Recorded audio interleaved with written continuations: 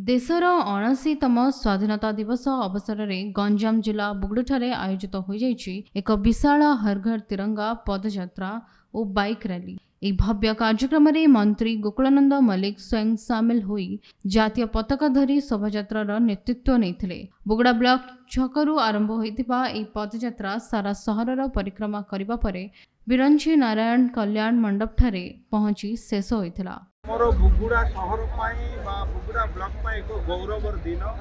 आज समस्त जाति वर्ण धर्म दल निर्विशेष आज छात्र छात्री कॉलेजर समस्त छात्र छात्री स्कूल पिला माने आमर महिला माने माँ माने एवं आमर कर्मी माने आज समस्त मिसी जो तिरंगा यात्रा आज करिसेंती।